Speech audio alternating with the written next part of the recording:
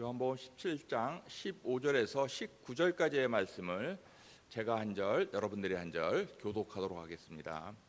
제가 먼저 읽겠습니다. 내가 비옵는 것은 그들을 세상에서 데려가시기를 위함이 아니요 다만 악에 빠지지 않게 보존하시기를 위함이니이다. 하지 아니하여 싸움나이다. 그들을 진리로 거룩하게 하옵소서. 아버지의 말씀은 진리니이다. 아버지께서 나를 세상에 보내신 것 같이 나도 그들을 세상에 보내었고 함께 읽겠습니다. 또 그들을 위하여 내가 나를 거룩하게 하오니 이는 그들도 진리로 거룩함을 얻게 하려 함이니이다. 아멘. 오늘은 내 목숨을 다하여 세상을 사랑하라. 내 목숨을 다하여 세상을 사랑하라라는 제목으로 하나님의 말씀 전하겠습니다. 제목이 참 헷갈리는 그런 제목입니다. 정말 유난히도 길었던 이런 장마로 인해서 폭우가 내리더니 이제는 또 폭염으로 인해서 아주 무더운 여름을 지내고 있습니다. 그래도 오늘은 이제 태풍이 북상하면서 더위는 한풀 꺾일 것 같아서 다행인 듯 싶습니다. 이런 폭우와 폭염 가운데서 건강하게 잘 지내고 계시죠? 우리 옆에 사람들과 한번 인사해 보겠습니다. 건강하게 잘 지내시죠? 하면서 한번 안부 인사하겠습니다. 예, 서로 대답하시는 분들이 아유 은혜로 잘 지내고 있습니다라고 이렇게 대답하시는 것 같습니다. 감사합니다. 그런데 이처럼 이렇게 뜨거운 폭염 가운데에서도 정말 생전 처음 가본 곳에 가서 축대를 쌓기도 하고 용접하고 페인트 칠하고 또 화장실에 타일을 이렇게 공사도 하고 전기 배선 또 그다음에 뭐 정리 정돈 청소 뭐 이렇게 하면서 땀을 뻘뻘 흘리는 그런 사람들이 있었습니다. 이뿐만이 아니라 정말 밭일을 거들기도 하고 또 뜨거운 불 옆에서 100마리의 삼계탕을 끓여서 동네 주민들을 대접하고 또 집집마다 복음을 전하는 이런 사람들도 있었습니다. 그리고 어르신들의 점심 식사를 돕고 또 임용 기술을 통해서 우리 어르신들의 멋을 한껏 내주신 그러한 분들도 있었습니다. 이 무더운 날씨에 말입니다. 이런 분들이 과연 제정신일까라고 생각하시는 분들도 있을 것 같습니다. 그런데도 이분들 입가에는 미소가 끊이지 않았고 서로에게 기쁨과 격려가 충만했었습니다. 이것을 우리는 사랑이라 부릅니다. 누가 이렇게 했는지 여러분들 다 아십니까? 누가 이렇게 했습니까? 네, 맞습니다. 성도님들 한 분 한 분 모여서 우리 동선교회가 이렇게 했습니다. 이처럼 이렇게 사역부서가 활성화되고 또 이렇게 선교, 양육, 구제, 봉사 활동이 이렇게 활발해지자 이 봉사 활동에 참여했던 40대의 젊은 부부에게 이런 질문을 받은 적이 있었습니다. 동성교회가 왜 이렇게 된 거죠? 동성교회가 참 많이 변했어요. 이런 질문을 받은 적이 있습니다. 왜 이렇게 된 걸까요? 뭐 여러 가지 이유가 있겠지만은 우리 동성교회는 그동안에 리더 중심의 교구 사역에서 이제는 모든 성도님들이 참여하는 교회 중심 사역으로 이 체질 변화를 추구하고 있기 때문이라고 생각합니다. 그리고 뿐만이 아니라 우리가 주일 중심으로 모이는 교회에서 이제는 삶의 현장 중심으로 흩어지는 교회로 사역과 신앙생활의 범위를 확대하고 있기 때문에 이렇게 교회가 변화되고 있는 게 아닌가 이렇게 생각을 해봅니다. 오늘 우리가 함께 읽은 본문 말씀처럼 우리의 정체성은 바로 이런 것입니다. 우리는 세상에 있으나 세상에 속하지 않은 사람들입니다. 그리고 오히려 세상으로 보냄받은 그런 사람이라는 것입니다. 이 보냄받은 자라는 이 사명에 더욱 충실하기 위해서 우리 교회는 계속 변화될 것입니다. 그래서 이 사명을 잘 감당하기 위해서 교회란 무엇인가라는 주제를 통해서 우리 담임 목사님께서 교회론에 대해서 오랜 기간 동안 이렇게 강의와 설교를 했었습니다. 여러분들도 다들 기억하고 계시죠? 예, 끄덕이는 분들도 있고 뭔 말이요 하시는 분들도 있습니다. 교회가 무엇입니까? 이렇게 되는 예배당입니까? 교회 건물입니까? 아니죠. 우리 고린도전서 1장 2절 말씀을 다시 한번 읽어보겠습니다. 고린도전서 1장 2절입니다. 시작. 고린도에 있는 하나님의 교회 곧 그리스도 예수 안에서 거룩하여지고 성도라 부르심을 받은 자들과 또 각처에서 우리의 주 곧 그들과 우리의 주 되신 예수 그리스도의 이름을 부르는 모든 자들에게. 그래서 고린도에 있는 하나님의 교회, 즉 교회란 바로 세상에서 건져내어 부르심을 받은 성도들, 또한 예수 그리스도의 이름을 부르는 모든 자들, 이런 분들을 우리는 교회는 건물이 아니라 이 예수 그리스도의 이름을 부르는 모든 성도들의 모임을 교회라고 부르는 것입니다. 그렇기 때문에 우리들은 이 예수님의 세 가지 사역, 공생의 기간 동안의 세 가지 사역을 통해서 우리는 이것을 교회로 모여서 교회의 이름으로 행하고 있는 것입니다. 그 사역은 바로 가르치는 교회, 전파하는 교회, 그리고 치유하는 교회라고 할 수 있습니다. 그렇다면 오늘날 이러한 사역을 하는 그러한 목적, 이런 사역을 하는 그런 이유는 무엇이겠습니까? 에베소서 4장 11절과 12절에서 이렇게 말씀하고 있습니다. 그가 어떤 사람은 사도로, 어떤 사람은 선지자로, 어떤 사람은 복음 전하는 자로, 어떤 사람은 목사와 교사로 삼으셨으니. 12절 같이 읽겠습니다. 시작. 이는 성도를 온전하게 하여 봉사의 일을 하게 하며 그리스도의 몸을 세우려 하심이라. 바로 가르치는 사역의 목적을 얘기했습니다. 그런데 디모데후서 3장 16절과 17절을 보면은 이 성경 말씀의 목적에 대해서 또 이렇게 이야기를 하고 있습니다.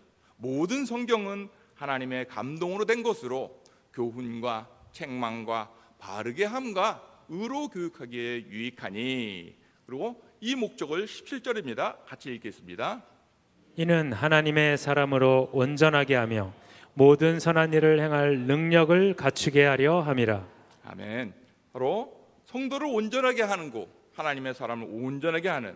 그러므로 교회는 하나님의 말씀을 가르치고 전파하는 사역을 통해서 하나님의 사람으로 온전하게 하여 선한 일을 행할 능력을 갖춰 봉사의 일을 하도록 하는 것입니다. 이런 사역을 감당할 때에 교회는 세상을 치유할 수 있게 되고, 또한 그리스도의 몸인 교회를 더욱 든든하게 세워나갈 수 있게 되는 것입니다. 그동안 우리는 교회란 무엇인가라는 주제로 이렇게 많이 주일에 모이는 교회에 대해서 많이 이야기를 들었습니다. 그런데 이제는 교회는 어디에 있는가라는 이 질문을 통해서 우리가 주중에 세상으로 흩어지는 이 교회에 대한 이 분명한 인식이 있어야 할 것입니다. 그래서 오늘은 세상으로 보냄받은 이런 흩어지는 교회가 사역하는 이 세상에 대해서 함께 살펴보면서 내 목숨을 다하여 세상을 사랑하라는 이 하나님의 명령에 순종으로 반응하는 우리 동성교회가 될 수 있기를 축원합니다. 성경에서 말하는 이 세상이라는 단어는 정말 여러 가지의 의미로 사용되고 있습니다. 근데 오늘 설교 제목처럼 세상을 사랑하라라는 이 말은 비록 제약된 세상이라 해도 사람만큼은 사랑할 대상이기 때문에 세상의 모든 사람을 사랑하라라는 그런 의미로 쓰여진 것입니다. 그래서 우리가 목숨을 다하여 세상 사람을 사랑하기 위해서는 첫째로 세상을 사랑하지 말아야 합니다. 조금 헷갈릴 수가 있습니다. 세상 사람을 사랑하기 위해서는 세상을 사랑하지 말아야 하는 것입니다. 요한일서 2장 15절과 16절 말씀을 같이 한번 읽도록 하겠습니다. 시작. 이 세상이나 세상에 있는 것들을 사랑하지 말라. 누구든지 세상을 사랑하면 아버지의 사랑이 그 안에 있지 아니하니. 이는 세상에 있는 모든 것이 육신의 정욕과 안목의 정욕과 이생의 자랑이니 다 아버지께로부터 온 것이 아니요 세상으로부터 온 것이라. 아멘. 5절 말씀을 보면은 세상을 사랑하지 말라고 엄중하게 경고합니다. 세상 사람과 그리고 또 아버지 사랑은 결코 공존할 수 없기 때문입니다.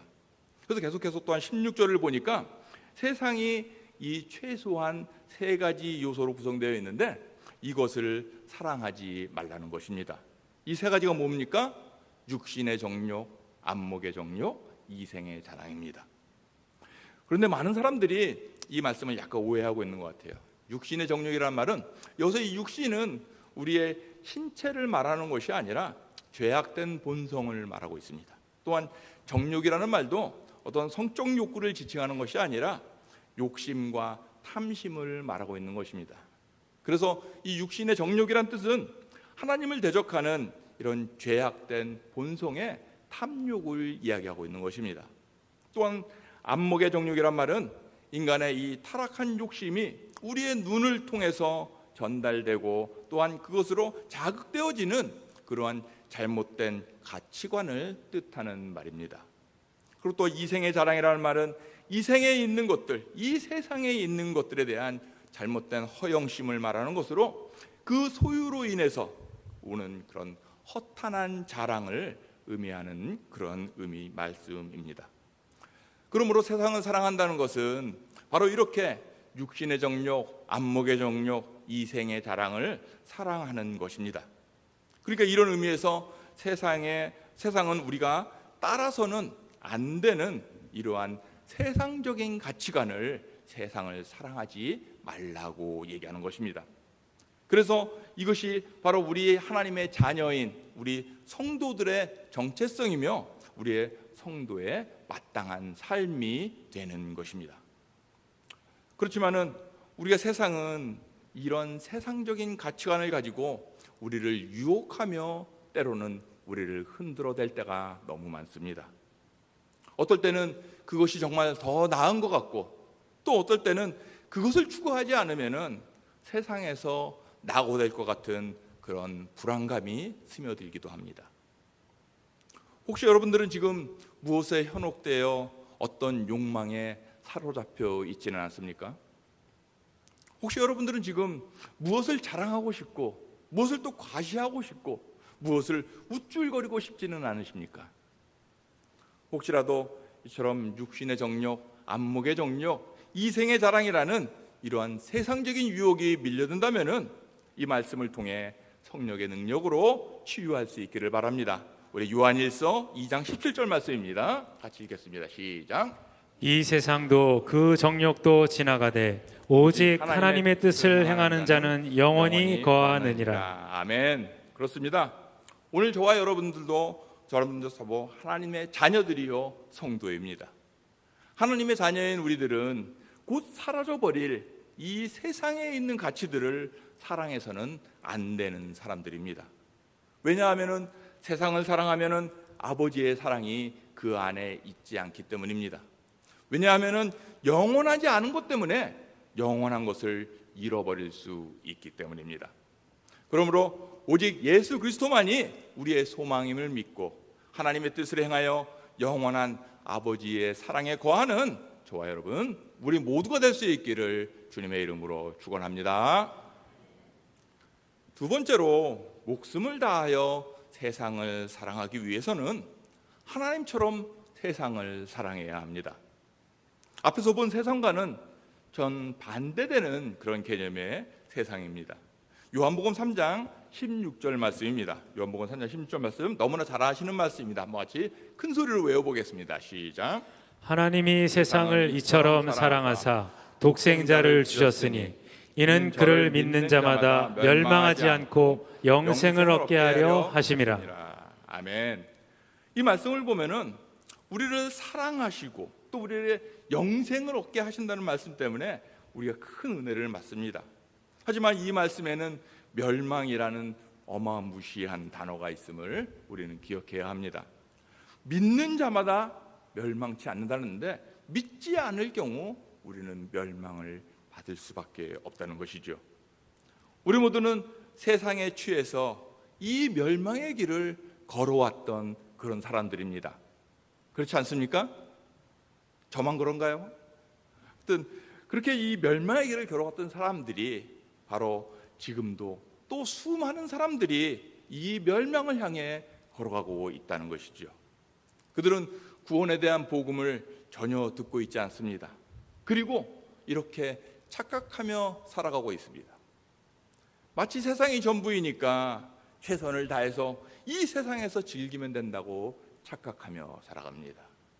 또 자신은 심판받을 만큼 잘못한 게 죄 지은 게 없다고 자신은 선하다고 착각하며 살아가고 있습니다. 이런 어리석음에 가장 마음 아파하는 분이 바로 우리 하늘의 아버지이십니다. 절망이 절망인지를 모르고 또 착각이 착각인지를 모르고 살아가는 이 세상 사람들을 보시고 하나님은 한없이 가슴 아파하십니다. 그래서 어떻게 하셨습니까? 하나님이 사람이 되십니다. 그분이 바로 예수 그리스도이십니다. 왜 그렇게까지 하셨습니까? 하나님은 독생자를 희생시킬 정도로 세상을 사랑하셨기 때문입니다.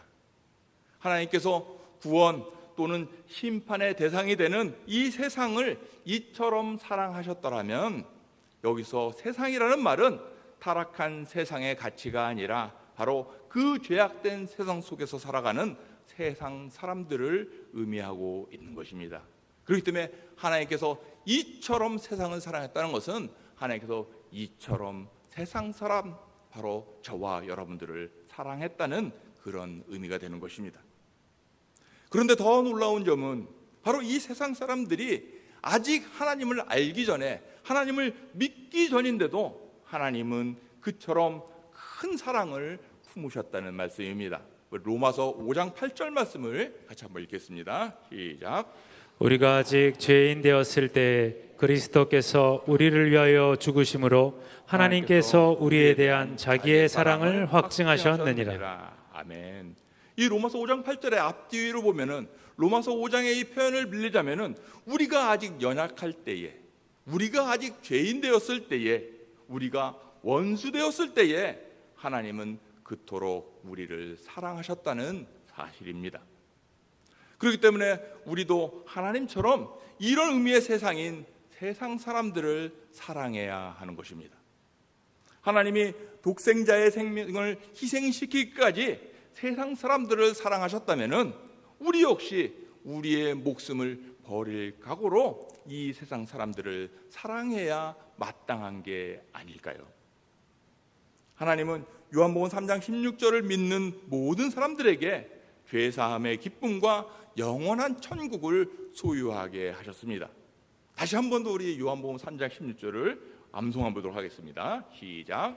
하나님이 세상을 이처럼 사랑하사 독생자를 주셨으니 이는 그를 믿는 자마다 멸망하지 않고 영생을 얻게 하려 하심이라. 아멘. 이 놀라운 은혜를 누가 누릴 수 있습니까? 그를 믿는 자가 그 은혜를 누릴 수 있습니다. 그 은혜를 누리는 자만이 하나님처럼 세상 사람을 죽도록 사랑할 수 있다는 것입니다. 하나님처럼 세상 사람을 사랑하는 그 은혜가 충만한 우리 모두가 될 수 있기를 주님의 이름으로 축원합니다. 그렇다면은 우리는 세상 사람들을 어떻게 사랑해야 하는 것일까요? 결론적으로 말씀드리자면은 목숨을 다하여 세상을 사랑한다는 것은 내 몸처럼 이웃을 사랑하는 것입니다.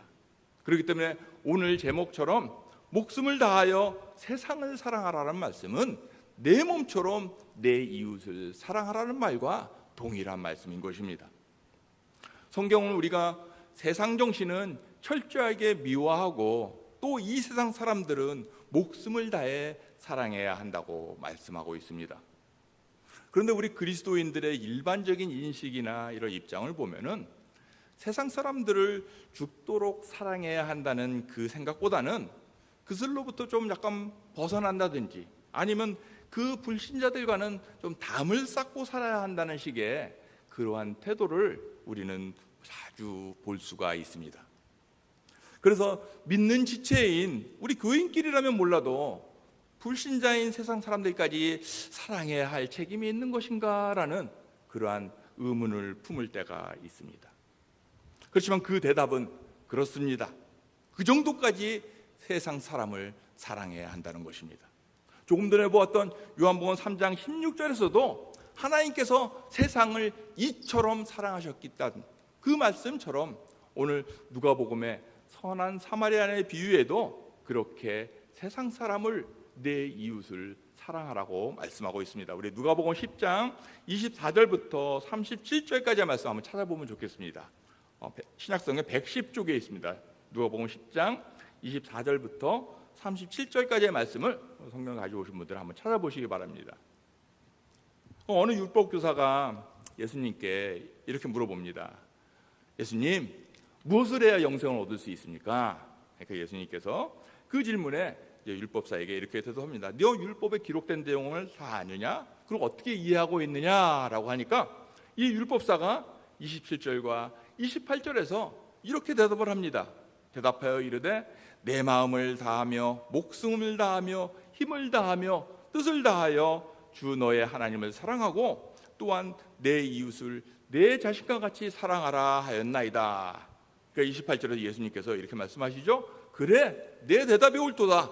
이를 행하라. 그리하면 살리라 라고 말씀을 합니다.